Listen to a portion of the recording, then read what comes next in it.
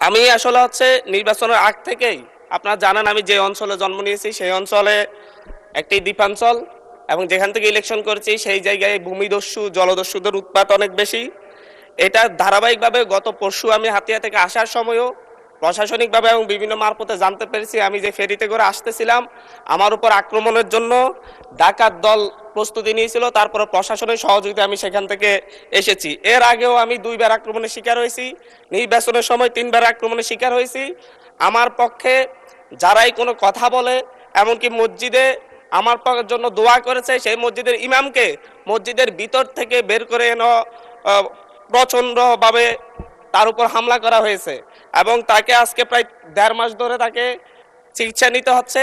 আমার উপর যারা আক্রমণ করেছে আমি আপনাকে সেই জায়গায় কিছু নোটিশের সাথে কিছু ডকুমেন্টস দিয়েছি যে সরাসরি অস্ত্র হাতে আমাকে কোফাতে আসা হয়েছে। একজন সংসদ সদস্য হিসাবে আমি এই বিষয়টা এখানে উপস্থাপন করতে বাধ্য হচ্ছি, কারণ এই জায়গাটায় আমি মনে করি সন্ত্রাসীদের কোনো রাজনৈতিক ঠিকানা নেই।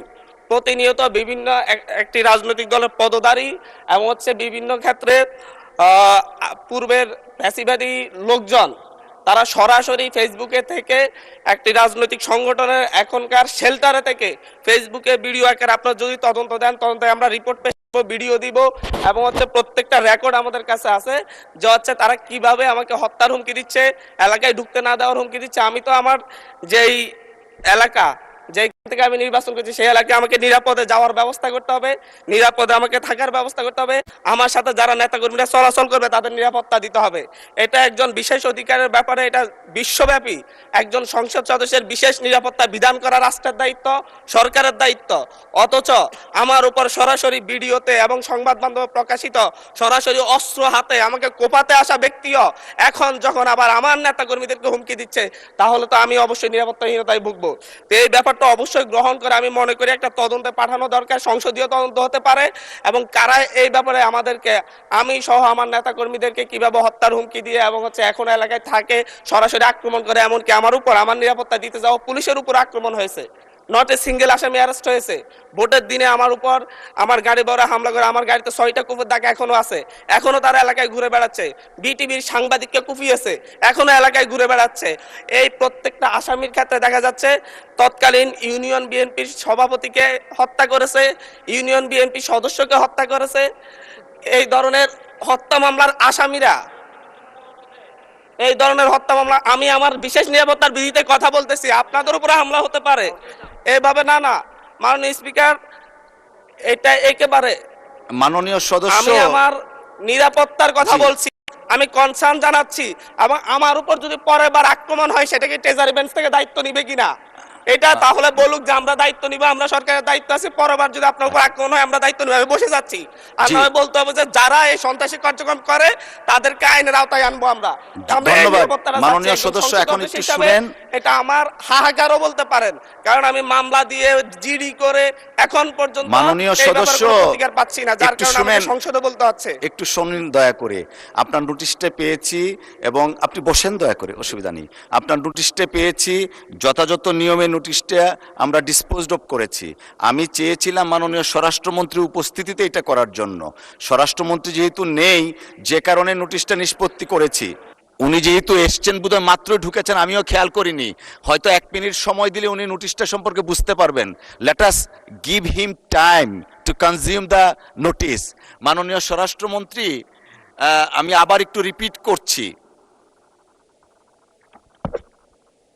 মাননীয় সংসদ সদস্য জনাব হান্নান মাসউদ, তিনি 164 বিধিতে একটা নোটিশ দিয়েছেন, 164 বিশেষ অধিকার প্রশ্নে একটা নোটিশ দিয়েছেন। সেইখানে আপনি যেহেতু এসছেন, আমরা একটু সময় নিয়ে আবার নোটিশটা পড়ি, তাহলে হান্নান মাসুদ সাহেবকে অ্যাড্রেস করা যাবে। উনার নোটিশের বক্তব্য হচ্ছে, বাংলাদেশ জাতীয় সংসদের একজন সদস্য হিসাবে আমার জান, মাল, সম্মান এবং মর্যাদা রক্ষা করা মহান জাতীয় সংসদের দায়িত্ব বলে আমি মনে করি। এটি আমার বিশেষ অধিকার ও বটে। বিগত 25শে ফেব্রুয়ারি 2026 ইংরেজি তারিখে নির্বাচন পূর্ববর্তী ও পরবর্তী সহিংসতায় ক্ষতিগ্রস্ত পরিবারকে দেখতে গেলে আমার গাড়িবহরে আমাকে হত্যার উদ্দেশ্যে সন্ত্রাসী হামলা চালানো হয়, যার প্রতিবাদে জামায়াত, এনসিপি সহ বিভিন্ন রাজনৈতিক দল বিবৃতি প্রদান করে। এছাড়াও 29শে মার্চ 2026 তারিখে মহান সংসদে বক্তব্যের প্রেক্ষিতে আমার বিরুদ্ধে অত্যন্ত অশালীন, মানহানিকর, নিন্দনীয় গর্হিত স্লোগান ও বক্তব্য দেয়া হয়, যা আমার বাক স্বাধীনতা হরণের শামিল বলে আমি মনে করি। অনলাইনে বারবার আমাকে হত্যার হুমকি দেয়া হচ্ছে। এটা হলো ওনার নোটিশ। আমাদের বক্তব্যটা এমন, মাননীয় সদস্যের উত্থাপিত বিষয়টি অত্যন্ত দুঃখজনক। কোনো সংসদ সদস্যের উপর বা যে কোনো ব্যক্তির উপর এরূপ হামলা অনাকাঙ্ক্ষিত, তবে বিষয়টি সাম্প্রতিক কোনো নির্দিষ্ট বিষয়ের মধ্যে সীমাবদ্ধ নয়। এছাড়াও মাননীয় সদস্যের বিরুদ্ধে কে বা কারা এই ধরনের বক্তব্য দিয়েছেন তা নোটিশে স্পষ্ট নয়।